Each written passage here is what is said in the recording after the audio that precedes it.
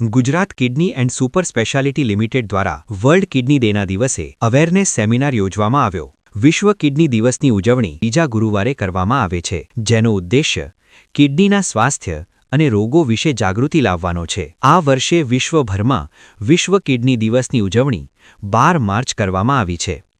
Gujarat kidney and super speciality limited દ્વારા વિશ્વ kidney દિવસની ઉજવણી કરવામાં આવી હતી। આ માટે એક પત્રકાર પરિષદની અંદર વિશ્વ કિડની દિવસે એક અવેરનેસ સેમિનાર રાખવામાં આવ્યો હતો। તેની માહિતી આપવામાં આવી હતી।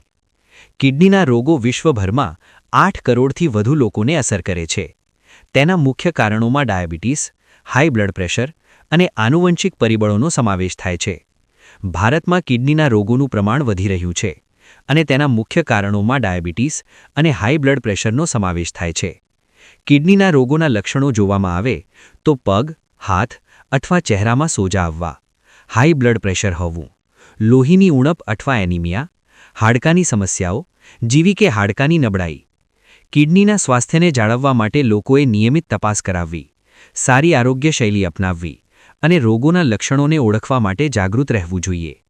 આ વિશે વધુ માહિતી આપતા Gujarat kidney and super speciality લિમિટેડના ડિરેક્ટર ડોક્ટર પ્રજ્ઞેશ ભારપોડાએ જણાવ્યું હતું કે વિશ્વ કિડની દિવસે અમે લોકોને જાગૃત કરવા માટે આજે એક સેમિનારનું આયોજન કર્યું હતું અને તેમાં જણાવ્યું હતું કે આ રોગથી બચી શકાય છે, પરંતુ તેના માટે જાગૃતતા હોવી જરૂરી છે। સમયસર ચેકઅપ થવું જોઈએ, જેથી તેની સમયસર સારવાર થઈ શકે તો આ રોગથી અવશ્ય મુક્તિ મળી શકે તેમ છે। Where you can direct a voice, create realistic dialogue, and so much more. Edit these placeholders to get started.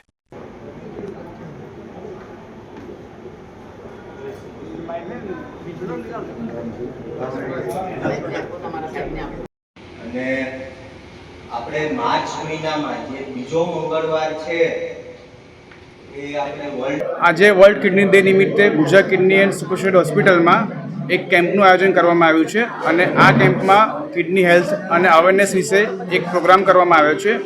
આજના દિવસ નિમિત્તે હું બધાને એ સમજાવવા માગું છું કે આપણી કિડની એ શરીરનું મુખ્ય અંગ છે અને એની કાળજી લેવી બહુ ઇમ્પોર્ટન્ટ છે। એટલે દરેક લોકોને સમજાવવા માગું છું કે દરેકે પોતાના કિડની માટેની હેલ્થની ધ્યાન રાખવું જોઈએ। દરેક પેશન્ટે કિડનીની બીમારીથી બચવા માટે એડિક્વેટ હાઇડ્રેશન હોવું જોઈએ, હેલ્ધી ખાવું જોઈએ અને ખાવામાં નમકનું પ્રમાણ ઓછું રાખવું જોઈએ। જે લોકોને બીપી અને શુગર હોય એ લોકોએ રેગ્યુલર ચેકઅપ કરાવવું જોઈએ અને કિડની ડૉક્ટરને બતાવવું જોઈએ અને અનનેસેસરી without prescription pain killers avoid કરવી જોઈએ અને જે લોકોને એડિક્શન ટુ સ્મોકિંગ આલ્કોહોલ હોય એ લોકોએ એવોઇડ કરવું જોઈએ। એટલે મારો પ્રજાને એ જ મેસેજ છે કે દરેક લોકોએ કિડનીની બીમારીને થતાં પહેલાં જ એને અટકાવવા માટેના પ્રયત્ન કરવા જોઈએ। આજથી 2 મહિના પહેલાં અમે એક ટ્રાન્સપ્લાન્ટ કર્યું હતું જેની અમારે માહિતી આપવી છે।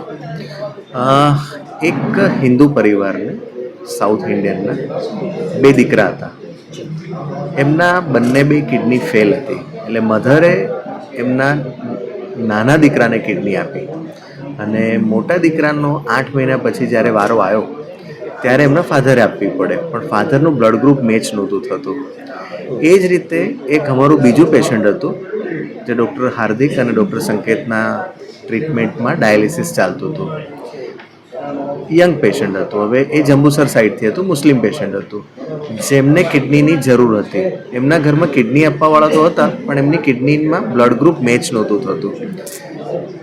એટલે હિન્દુ છોકરાના ફાધરે મુસ્લિમ છોકરીને કિડની આપી જે પેશન્ટ હતું અને મુસ્લિમ છોકરીના મધરે હિન્દુ છોકરાને કિડની આપી જે પેશન્ટ હતું।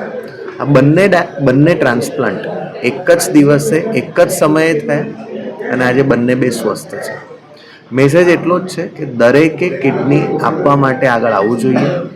પોતાના સ્વજનને જરૂર ના પડે તો કંઈ વાંધો નહીં, પણ કેડેવરમાં જ્યારે આપણે જઈએ ત્યારે પણ ટ્રાન્સપ્લાન્ટ પ્રોગ્રામને પ્રમોટ કરવો જોઈએ।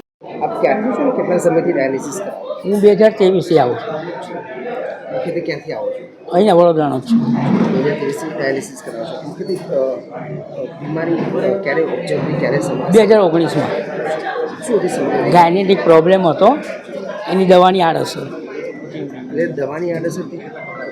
અહીંયા આવ્યા પછી કેવું રહ્યું? સારું છે। અત્યારે પેશન્ટની તબિયત કેવી છે?